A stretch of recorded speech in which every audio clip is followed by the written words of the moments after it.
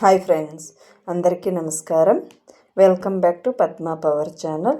ఈరోజు మనము ఎర్ర తోటకూర మొలకలతో కర్రీ ఎలా వండుకోవాలన్నది మన వీడియో.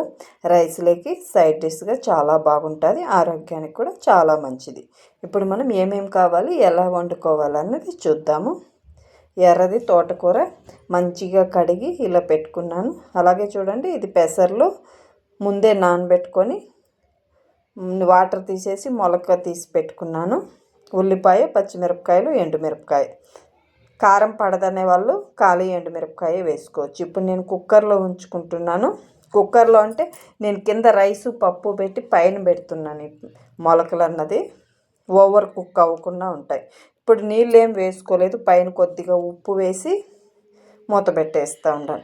మామూలుగా మనకి రైస్కి పప్పుకి ఎన్ని విజిల్లు అయితే వస్తాయో అన్ని విజిల్లు వస్తే సరిపోతుంది. నేనైతే 4 విజిల్లు పెడుతున్నాను. కింద పప్పు పెట్టాను కాబట్టి పప్పు ఉడికే టయానికి ఇవి కూడా సరిపోతుంది.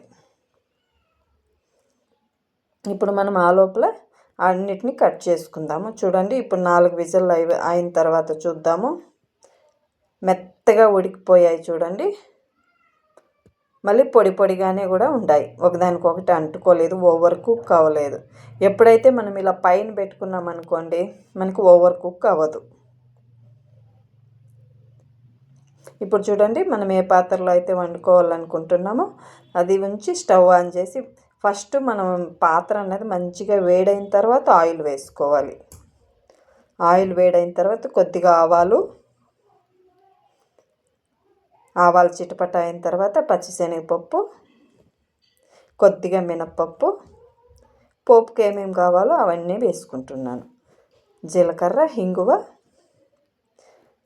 ఎండుమిరపకాయలు.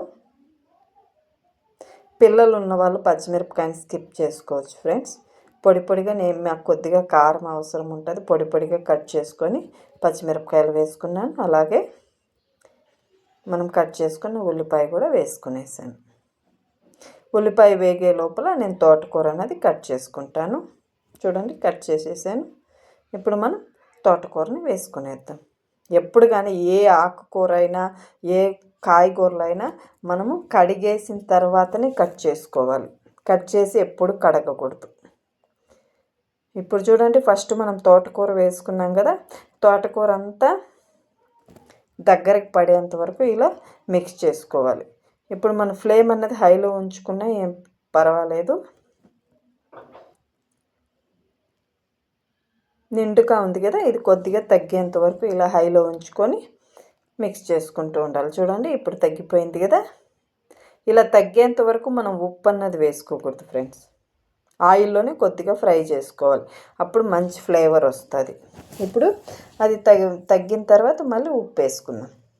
ఆల్రెడీ మనం గింజల్లోకి కూడా మొలకల్లోకి కూడా ఉప్పు వేసుకున్నాం, చూసి వేసుకోవాలి. చూడండి ఎంత పొడి పొడిగా వచ్చాయో. మీరు కూడా నచ్చితే ఇలా ఉడికించి చేసుకోవచ్చు ఫ్రెండ్స్. మామూలుగా మొలకలు ఉడికించకూడదు అంటారు కదా, చాలామందికి పచ్చివి తింటే యాసిడిటీ ప్రాబ్లం ఉంటుంది. సేమ్ మాకు కూడా అలానే అవుతుంది కాబట్టి అందుకే మేము ఇలా ఉడికించి తీసుకుంటాం.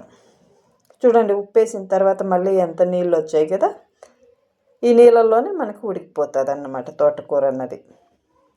మళ్ళీ ఈ నీళ్ళంతా దగ్గర పడేంత వరకు మళ్ళీ ఇలా ఉడికించుకుంటూ అప్పుడప్పుడు మిక్స్ చేసుకుందాం.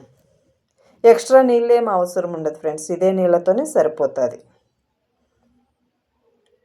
ఇప్పుడు మనకి నీళ్ళంతా దగ్గర పడిన తర్వాత మనం ఉడికించుకున్న మొలకలు వేసుకునేద్దాం. ఇంకోటి గుర్తుపెట్టుకోవాలని విషయం ఏమంటే, మొలకలు వేసిన తర్వాత ఎక్కువసేపు ఉంచకూడదు. మళ్ళీ మన మొలకలు అన్నది మెత్తగా ఉడికిన గట్టిపడే అవకాశం ఉంటుంది. చాలా తక్కువ టైంలో అంతా ఇలా మిక్స్ అయ్యేంత వరకు మిక్స్ చేసి స్టవ్ కట్టేయాలి. ఎవరైనా మన ఛానల్ని కొత్తగా చూస్తుంటే సబ్స్క్రైబ్ చేసుకోండి ఫ్రెండ్స్.